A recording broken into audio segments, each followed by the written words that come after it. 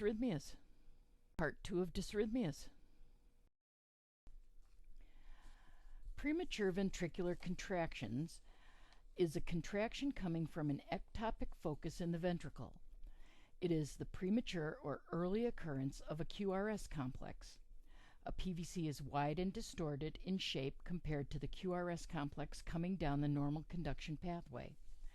PVCs that arise from different foci appear different in shape from each other and are called multifocal PVCs. PVCs that have the same shape are called unifocal PVCs. When every other beat is a PVC, the rhythm is called ventricular bigeminy. When it's every third beat, it's called ventricular trigeminy. 2 consecutive PVCs are called a couplet. Ventricular tachycardia occurs when there are 3 or more consecutive PVCs. R on T phenomenon occurs when the PVC falls on the T wave of a preceding beat. This is especially dangerous because the PVC is firing during the relative refractory phase of ventricular repolarization. Excitability of the cardiac cells increases during this time, and the risk for the PVC to start ventricular tachycardia or ventricular fibrillation is great. Heart rate varies according to the intrinsic rate and number of PVCs. Rhythm is irregular because of premature beats. The P wave is rarely visible and is usually lost in the QRS complex of a PVC. Retrograde conduction can occur, and the P wave may be seen following the ectopic beat. The PR interval is not measurable. The QRS complex is wide and distorted and lasting more than 0.12 seconds. The T wave is generally large and opposite in direction to the major direction of the QRS complex. PVCs are associated with stimulants such as coffee, alcohol, nicotine, aminophylline, epinephrine, isoproterenol, and digoxin. They are also associated with electrolyte imbalances, hypoxia, fever, exercise, and emotional stress. Disease states associated with PVCs include MI, mitral valve prolapse, heart failure, and coronary artery disease. PVCs are usually not harmful in the patient with the normal heart. In heart disease, PVCs may reduce the cardiac output and lead to angina and heart failure depending on frequency. Because PVCs in coronary artery disease or acute MI indicate ventricular irritability, assess the patient's physiologic response to PVCs. Obtain the patient's apical radial pulse rate, as PVCs often do not generate a sufficient ventricular contraction to result in a peripheral pulse. This can lead to a pulse deficit. Treatment relates to the cause of the PVCs, that is, oxygen therapy for hypoxia or electrolyte replacement. Assessment of the patient's hemodynamic status is important to determine whether treatment with drug therapy is needed. Drug therapy includes beta blockers, procainamide or pronestal, or amiodarone. Let's look at a question. A patient has a diagnosis of acute MI and his cardiac rhythm is sinus bradycardia with 6 to 8 PVCs a minute. The pattern that the nurse recognizes as the most characteristic of PVCs is an irregular rhythm, an inverted T wave, a wide distorted QRS complex, or increasingly long PR intervals. The correct answer is C. A PVC has wide and distorted QRS complexes. A run of 3 or more PVCs defines ventricular tachycardia. The ventricular rate is 150 to 250 beats a minute. Rhythms may be regular or irregular. AV dissociation may be present with P waves occurring independently of the QRS complex. The atria may be depolarized by the ventricles in a retrograde fashion. The P wave is usually buried in the QRS complex and the PR interval is not measurable. Don't even bother to look for it. The QRS complex is distorted in appearance and wide, greater than 0.12 seconds in duration.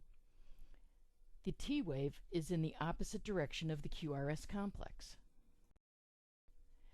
Ventricular tachycardia occurs when an ectopic focus or foci fire repeatedly and the ventricle takes control as the pacemaker. Different forms of VTAC exist depending on the QRS configuration. Monomorphic VTAC has QRS complexes that are all the same in shape, size, and direction. Polymorphic VTAC occurs when the QRS complexes gradually change back and forth from one shape, size, and direction to another over a series of beats. VTAC may be sustained, longer than 30 seconds, or non-sustained, less than 30 seconds. The development of VTAC is an ominous sign. It is life-threatening because of decreased cardiac output and the possibility of development of ventricular fibrillation, which is a lethal dysrhythmia. Torsades de pointes, or French for twisting of the points, is polymorphic VTAC associated with a prolonged QT interval of the underlying rhythm.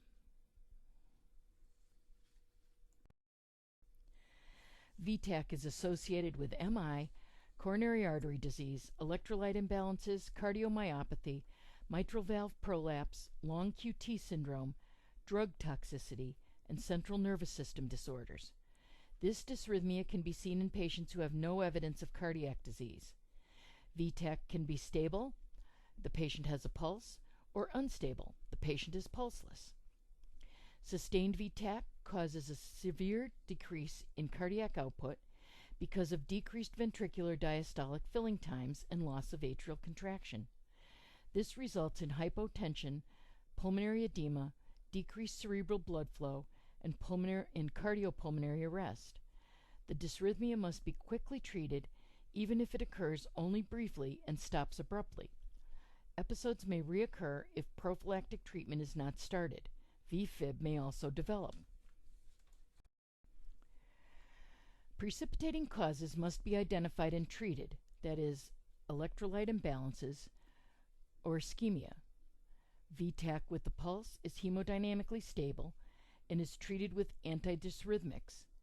If the VTAC is monomorphic and the patient is hemodynamically stable, in other words, there is a pulse, and has preserved left ventricular function, IV procainamide, sotalol, or amiodarone is used. If the VTAC is polymorphic with the baseline QT interval, any one of the following drugs is used: beta blockers, amiodarone, procainamide, or sotalol. Polymorphic VTAC with a prolonged baseline QT interval is treated with IV magnesium, isoproterenol, phenytoin, or dilantin, and anti-tachycardia pacing. Drugs that prolong the QT interval, such as ticasin, should be discontinued. Cardioversion is used if drug therapy is ineffective. VT without a pulse is a life-threatening situation.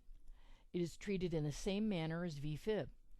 CPR and rapid defibrillation are the first lines of treatment, followed by the administration of vasopressors such as epinephrine and antidysrhythmics such as amiodarone if defibrillation is unsuccessful.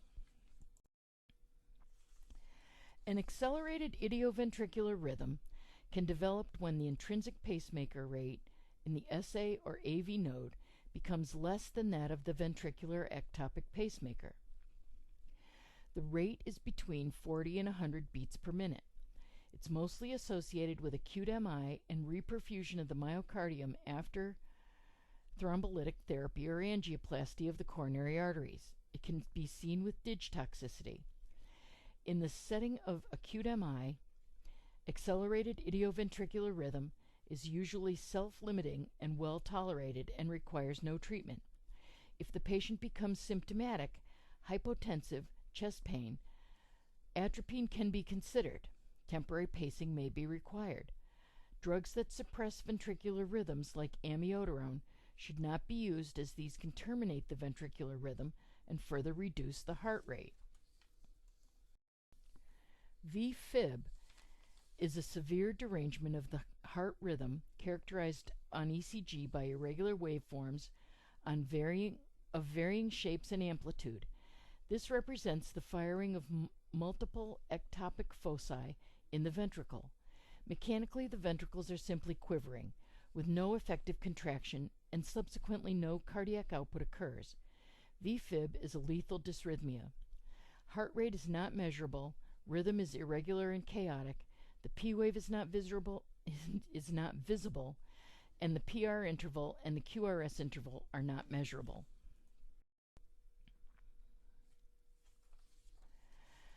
VFib occurs in acute MI and myocardial ischemia and in chronic diseases such as heart failure and cardiomyopathy.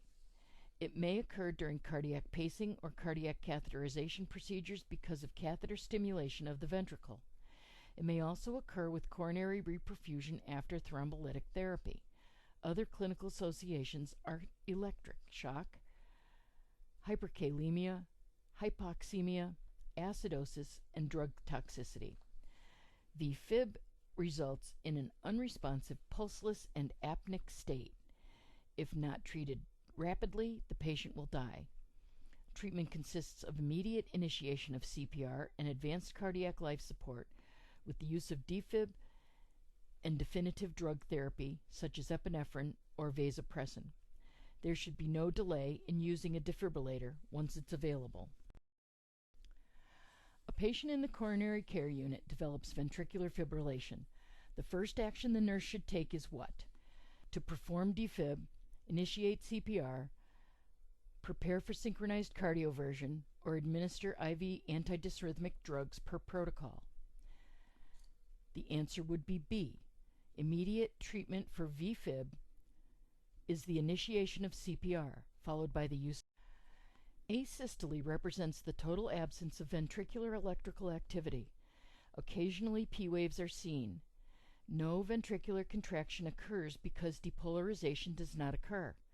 Patients are unresponsive, pulseless, and apneic. Asystole is a lethal dysrhythmia that requires immediate treatment. Always assess the rhythm in more than one lead. The prognosis of a patient with asystole is extremely poor. Asystole is usually a result of advanced cardiac disease, a severe cardiac conduction system disturbance, or end-stage heart failure. Generally, the patient with asystole has end-stage heart disease or had a prolonged arrest and cannot be resuscitated.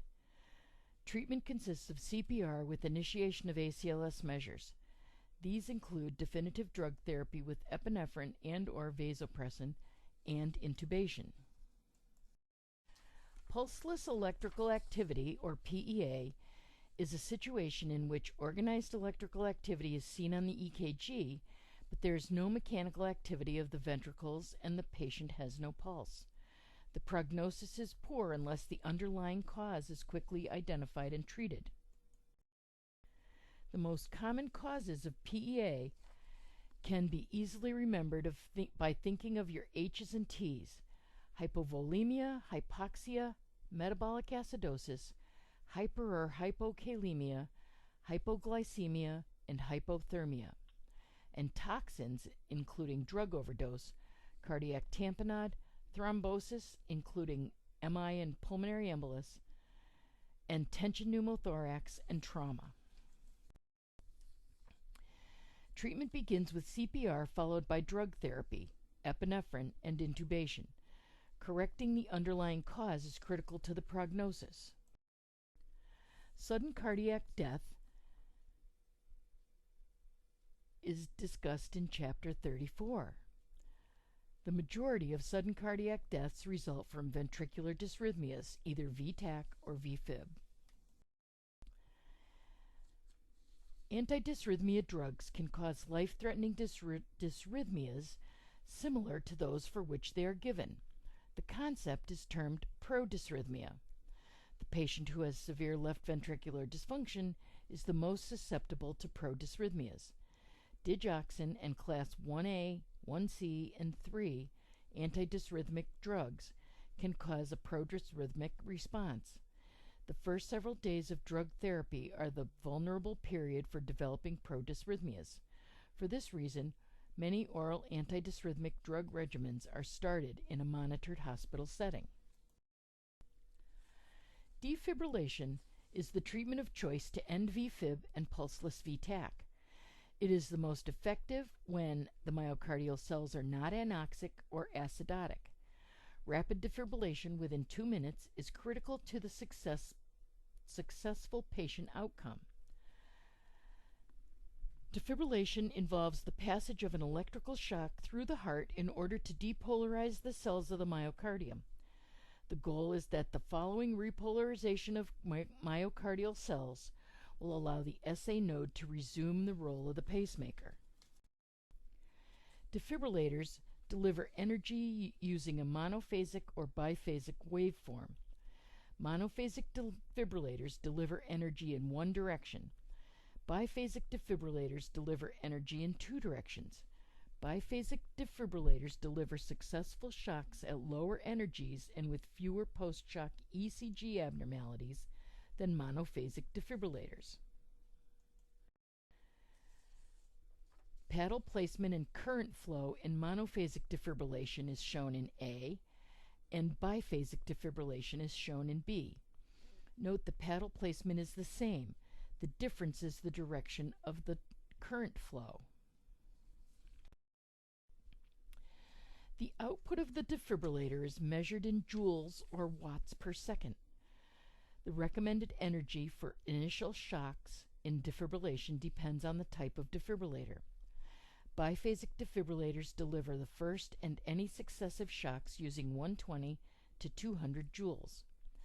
Recommendations for monophasic defibrillators include an initial shock at 360. After the first shock, start CPR immediately, beginning with chest compressions. LifePak contains a monitored defibrillator and transcutaneous pacemaker. An automatic external defibrillator, AED, is a defibrillator that has rhythm detection capability and the ability to advise the operator to deliver a shock using hands-free defibrillator pads. Proficiency in use of an AED is a part of the basic life support course for healthcare providers. You should be familiar with the operation of the type of defibrillator used in your clinical setting. The following general steps are taken for defibrillation.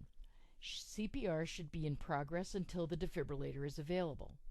Turn the defibrillator on and select the proper energy level. Check to see that the synchronizer switch is turned off. Apply conductive materials, the defibrillator gel pads, to the chest, one to the right of the sternum, just below the clavicle, and the other to the left of the apex. Charge the defibrillator using the button on the defibrillator or the paddles. Position the paddles firmly on the chest wall and over the conductive material. Call and look to see that everyone is all clear, to ensure that personnel are not touching the patient or the bed at the time of discharge. Deliver the charge by depressing buttons on both paddles simultaneously. Hands-free multifunction defibrillator pads are available and are placed on the chest as described above. Connect the cables from the pads to the defibrillator. Charge and discharge the defibrillator using buttons on the defibrillator. It is still essential that you ensure that all personnel are clear before the defibrillator is discharged. SD was admitted to the telemetry unit and an IV amiodarone drip was started. The purpose of the drug was to convert her AFib to normal sinus rhythm. Although her heart rate has decreased to 108 beats per minute, she remains in AFib 24 hours later. A cardiologist was consulted and electrical cardioversion is planned. What would you teach SD about the scheduled procedure? Tell SD that she will be sedated for the procedure. Conductive pads will be placed on her chest and 2 paddles or hands-off pads will be placed on her chest. A small amount of electrical current will be synchronized with her own heartbeat in order to stop the atrium from fibrillating, allowing her SA node to take back the pacemaker role, converting her to a normal sinus rhythm. She can expect to wake up quickly from the conscious sedation and will not remember the actual procedure. Her vital signs will be monitored frequently post-procedure. What are the 3 differences between defibrillation and cardioversion? Well, during cardioversion, the synchronization switch is turned on. It's turned off during defibrillation. Also, the hemodynamically stable patient undergoing an elective cardioversion is sedated. Defibrillation is performed on hemodynamically unstable or pulseless patients without sedation. Finally, a lower joule setting is used for cardioversion than defibrillation. Synchronized cardioversion is the therapy of choice for patients with ventricular or supraventricular tachydysrhythmias. A synchronized circuit in the defibrillator delivers a shock that is programmed to occur on the R wave of the QRS complex of the ECG. The procedure for synchronized cardioversion is the same as for defibrillation with the following exceptions. The synchronizer switch must be turned on when cardioversion is planned. If synchronized cardioversion is done on a non-emergency basis, the patient is awake and hemodynamically stable, the patient is sedated with midazolam or Versed before the procedure. Strict attention to maintaining the patient's airway is critical. Start the initial energy for synchronized cardioversion at 50 to 100 joules for biphasic defibrillators and 100 for monophasic defibrillators. An increase if it's needed. If the patient becomes pulseless or the rhythm changes to VFib, turn the synchronizer switch off and perform defibrillation. The implantable cardioverter defibrillator, or ICD, is an important technology for patients who have survived SCD, have spontaneous sustained VTach, have syncope with inducible ventricular tachycardia or fibrillation during EPS, and are at high risk for future life-threatening dysrhythmias. The use of ICDs has significantly decreased cardiac mortality rates in these patients.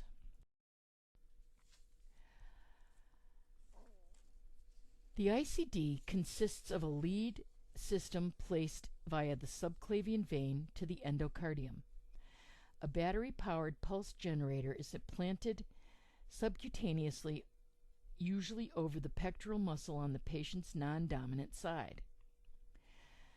The pulse generator is similar in size to the pacemaker. Most systems are single-lead systems. The ICD sensing system monitors the heart rate and rhythm and identifies VTach or VFib.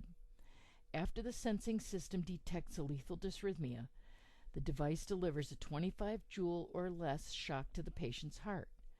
If the first shock is unsuccessful, the device recycles and continues to deliver shocks. This is a picture of the implantable cardioverter defibrillator. In addition to defibrillation capacities, ICDs are equipped with anti-tachycardia and anti-bradycardia pacemakers. These devices use algorithms that detect dysrhythmias and determine the appropriate response. They can initiate overdrive pacing of supraventricular and ventricular tachycardias, sparing the patient painful defibrillator shocks. They also provide backup pacing for bradydysrhythmias that may occur after defibrillator discharges.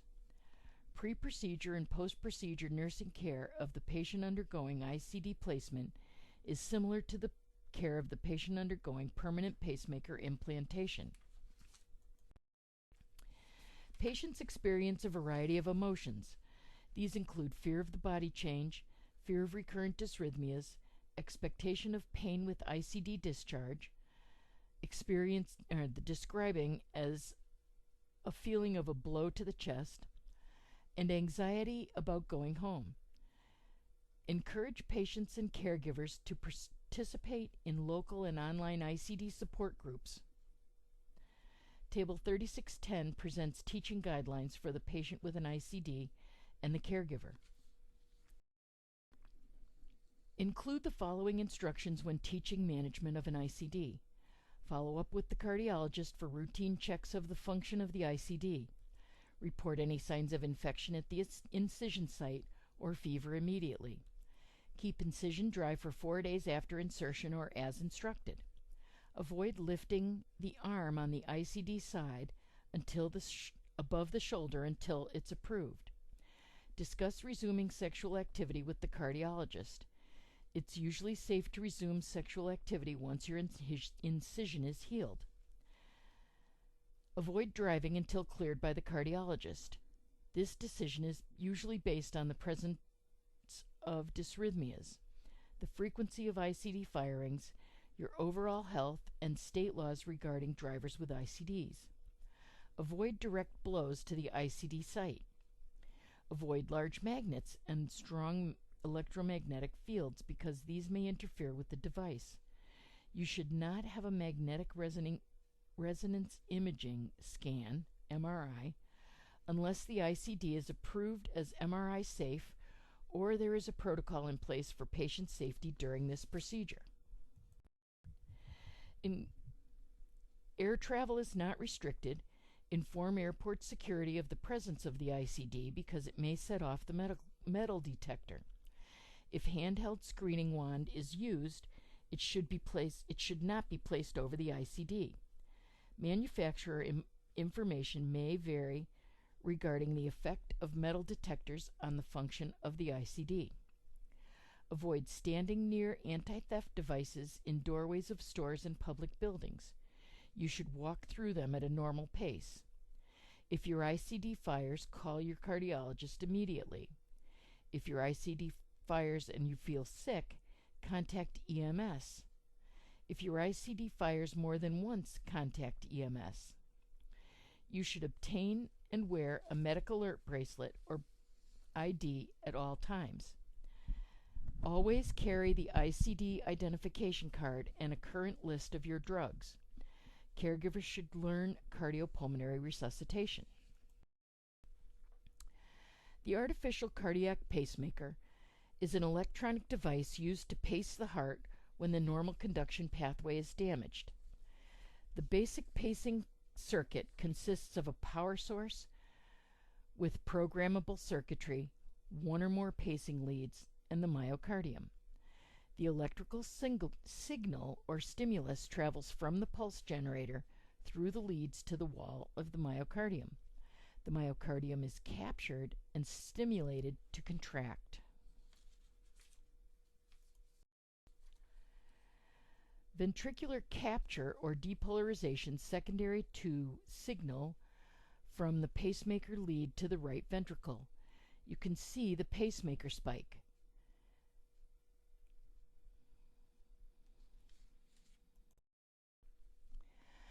Current pacemakers are small, sophisticated, and physiologically precise.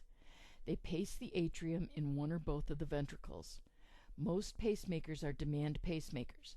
This means that they sense the heart's electrical activity and fire only when the heart rate drops below a preset rate. Demand pacemakers have two distinct features: a sensing device that inhibits the pacemaker when the heart rate is adequate, and a pacing device that triggers the pacemaker when no QRS complex occurs within a preset time. In addition to anti-bradycardia pacing, devices now include anti-tachycardia or overdrive pacing.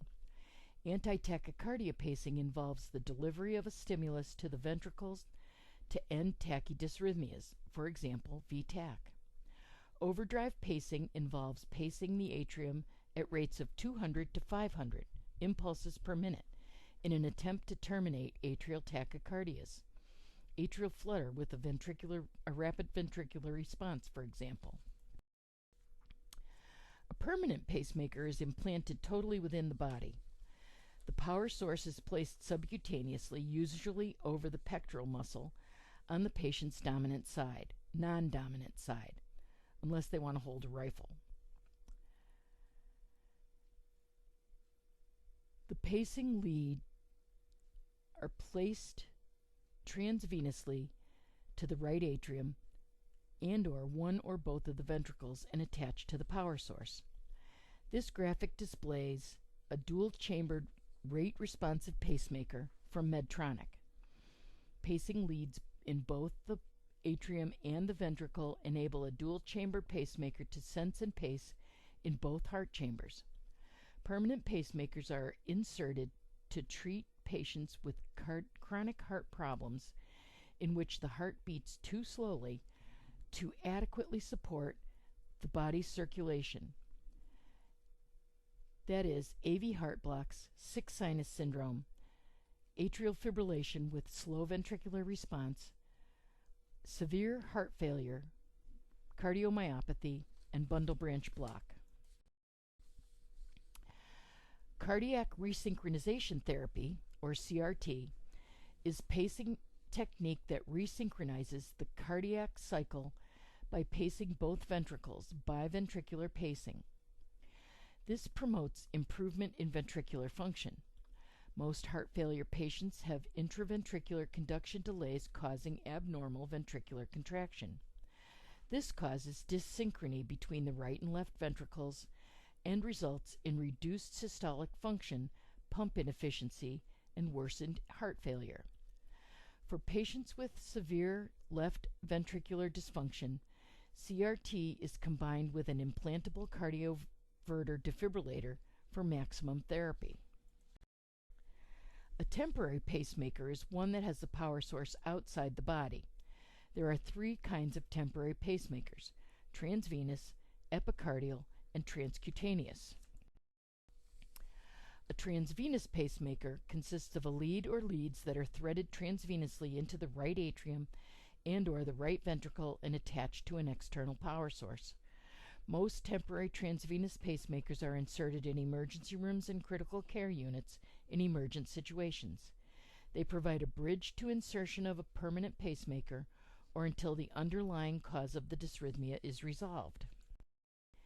Epicardial pacing involves attaching an atrial and ventricular pacing lead to the epicardium during heart surgery. The leads are passed through the chest wall and attached to an external power source. Epicardial pacing leads are placed prophylactically should any bradyarrhythmias or tachydysrhythmias occur in the early postoperative period. A transcutaneous pacemaker, or TCP, is used to provide adequate heart rate and rhythm to the patient in an emergency situation. Placement of the transcutaneous pacemaker is a non-invasive temporary procedure used until a transvenous pacemaker is inserted or until more definitive therapy is available. The TCP consists of a power source and a rate and voltage-controlled device that attaches to two large multifunction electrode pads. Position one pad on the anterior part of the chest, usually on the V4 lead position, and the other pad on the back between the spine and the left scapula at the level of the heart. Always use the lowest current that results in a ventricular contraction or capture to minimize patient discomfort, because remember, you're zapping them with an electrical current through the chest wall. Before initiating TCP therapy, it's important to tell the patient what to expect. Expect that the muscle contractions created by the pacemaker when the current passes through the chest wall are uncomfortable. Reassure the patient that the TCP is temporary and it'll be replaced with a transvenous pacemaker as soon as possible. Whenever possible, provide analgesia or sedation while the TCP is in use. The TCP consists of a power source and a rate and voltage control device that attaches to two large multifunctional electrode pads. Position one pad on the anterior part of the chest, usually on the V4 lead position, and the other pad on the back between the spine and the left scapula at the level of the heart. The pads can be used for both pacing and defibrillation. Temporary pacemakers are attached to a programmable external power source. Patients with temporary or permanent pacemakers will be ECG monitored to evaluate the status of the pacemaker. Pacemaker malfunction primarily involves a failure to sense or a failure to capture. Failure to sense occurs when the pacemaker fails to recognize spontaneous atrial or ventricular activity and it fires inappropriately. This can result in the pacemaker firing during the excitable period of the cardiac cycle, resulting in VTAC. Failure to sense is caused by pacer lead damage, battery failure, sensing set too high, or dislodgement of the electrode. Failure to capture occurs when the electrical charge to the myocardium is insufficient to produce atrial or ventricular contraction. This can result in serious bradycardia or asystole. Failure to capture is caused by pacer lead damage, battery failure, dislodgement of the electrode, electrical charge is set too low, or fibrosis at the electrode tip. Complications of invasive, temporary, or permanent pacemaker insertion include infection and hematoma formation at the insertion site, pneumothorax, failure to sense or capture, perforation of the atrial or ventricular septum by the pacing lead, and appearance of the end-of-life battery power on the testing of the pacemaker. Several measures can prevent or assess for complications. These include prophylactic IV antibiotic therapy before and after insertion, post-insertion chest x-ray to check lead placement and to rule out the presence of a pneumothorax, careful observation of the insertion site, and continuous ECG monitoring of the patient's rhythm. After the pacemaker's been inserted, the patient can get out of bed once stable. Have the patient limit arm and shoulder activity on the operative side to prevent dislodging the newly implanted pacing leads. Observe the insertion site for signs of bleeding and check that the incision is intact. Note any temperature elevation or pain at the insertion site and treat as ordered. Most patients are discharged the next day if stable. Provide patient teaching.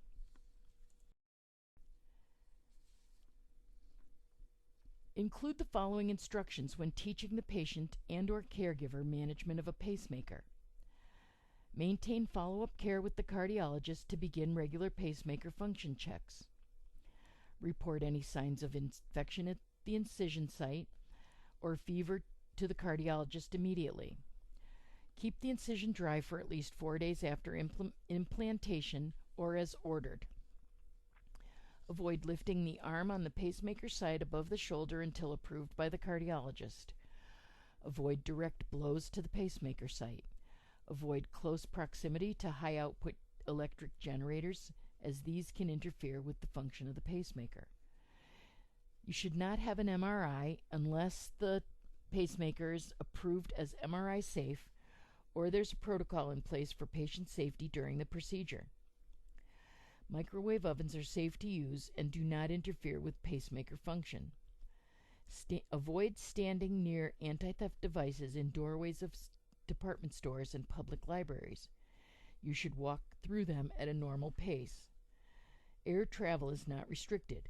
Inform the airport security of the presence of a pacemaker because it might set off the metal detector.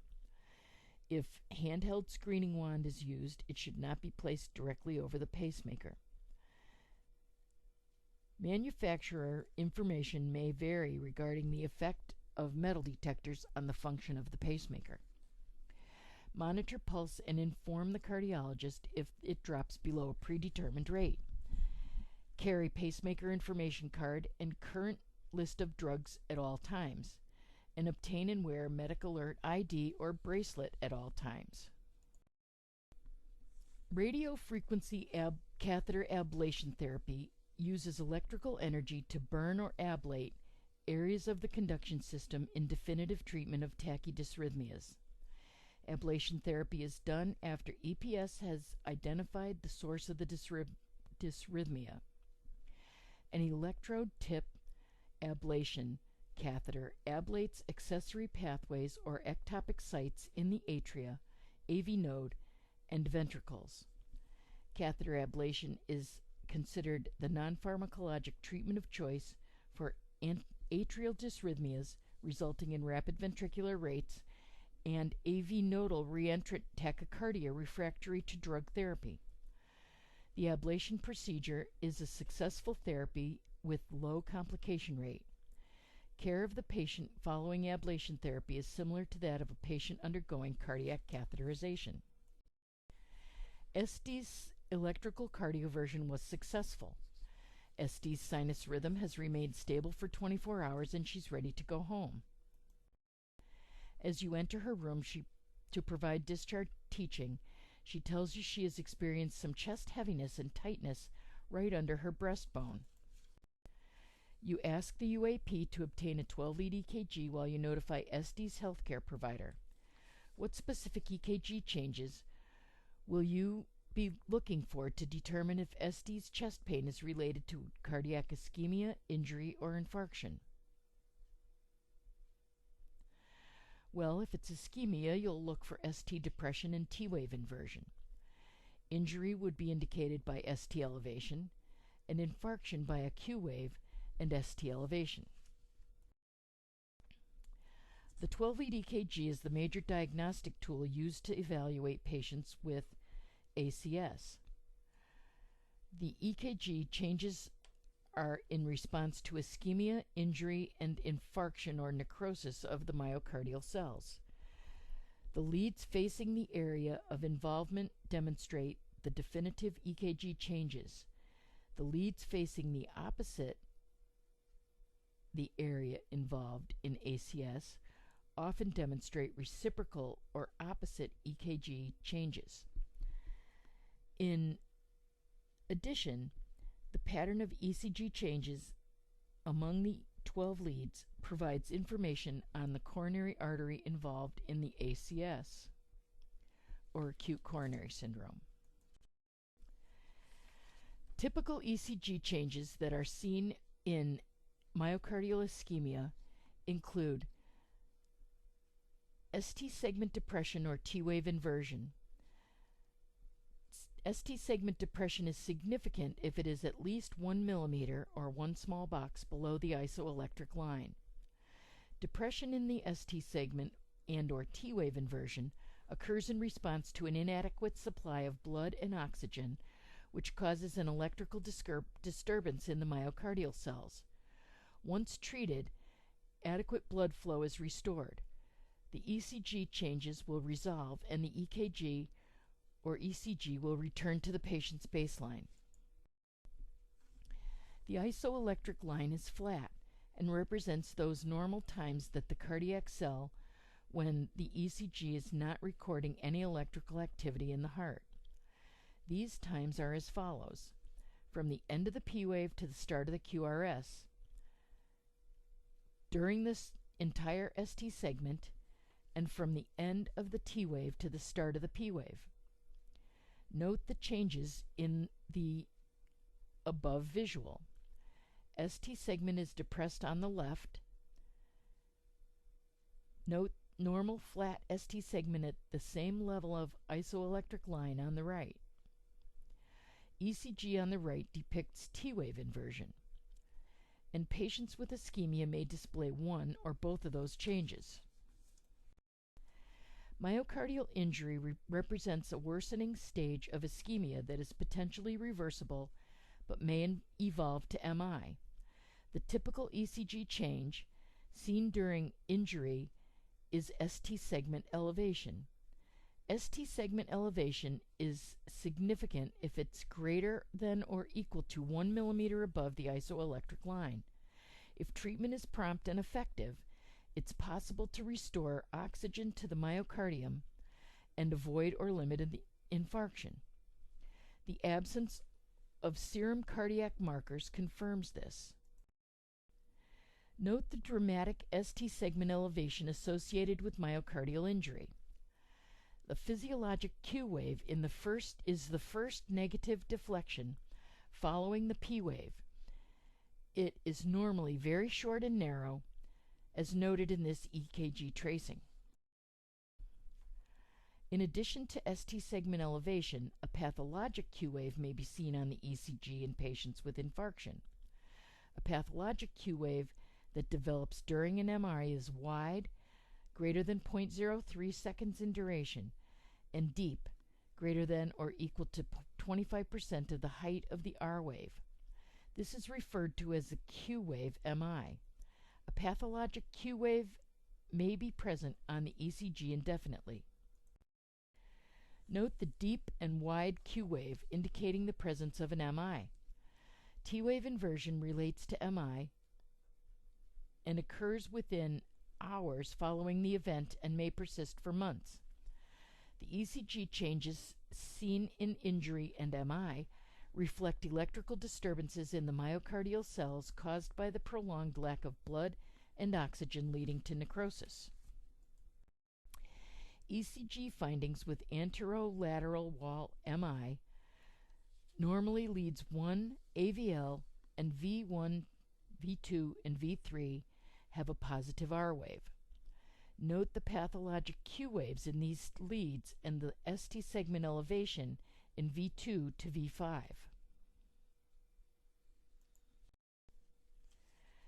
Syncope is a brief lapse of consciousness accompanied by a loss of postural tone or fainting, and is a common diagnosis of patients coming into the emergency department. The cause of syncope can be cardiovascular or non-cardiovascular. Non-cardiovascular causes vary and include stress, hypoglycemia, dehydration, stroke, and seizure. The most common cause of syncope is cardioneurogenic syncope or vasovagal syncope, carotid sinus sensitivity. Other cardiovascular causes relate to dysrhythmias such as tachycardias and bradycardias, prosthetic valve malfunction, pulmonary emboli, and heart failure. A diagnostic workup for a patient with syncope from a suspected cardiac cause begins with ruling out structural and or ischemic heart disease. This is done with echocardiography and stress testing. In the older patient who's more likely to have ischemic and structural heart disease, EPS is used to diagnose atrial and ventricular tachydysrhythmias, as well as conduction disturbances causing bradydysrhythmias, all of which can cause syncope. These problems can be treated with antidysrhythmia drug therapy, pacemakers, ICDs, and or catheter ablation therapy. In patients without structural heart disease or in whom EPS testing is not diagnostic, the head-up tilt test may be performed. Normally, an upright position results in gravity displacing 300 to 800 milliliters of blood to the lower extremities. Specialized nerve fibers called mechanoreceptors are located throughout the vascular system. These respond to the increased blood volume by starting a reflex increase in sympathetic stimulation and the decrease in the parasympathetic output. The end results are the slight increase in heart rate and diastolic blood pressure and a slight decrease in systolic blood pressure. In cardioneurogenic syncope, the increase in venous pooling that occurs in the upright position reduces venous return to the heart. This results in a sudden compensatory increase in ventricular contraction. This is mistaken by the brain as a hypertensive state, and consequently sympathetic stimulation is withdrawn. This produces a paradoxic vasodilation and bradycardia, vasovagal response.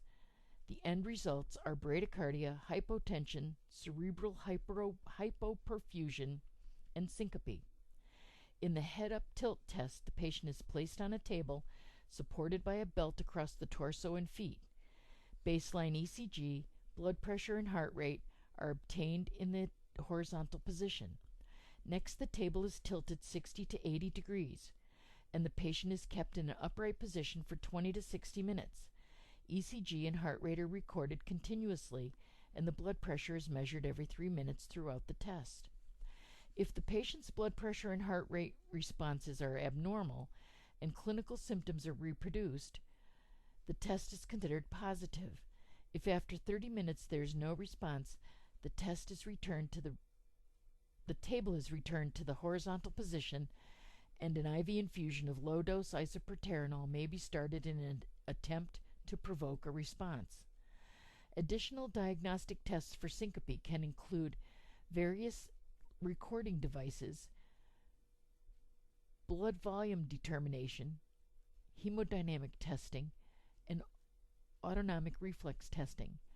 About 30% of those who have one episode of syncope will experience a recurrence. The underlying cause of syncope and the patient's age and comorbidities affect the patient's treatment and prognosis. This URL will take you to a cardiac dysrhythmia simulator that will help you try to identify some of the various dysrhythmias that we've discussed, and I hope you find it useful.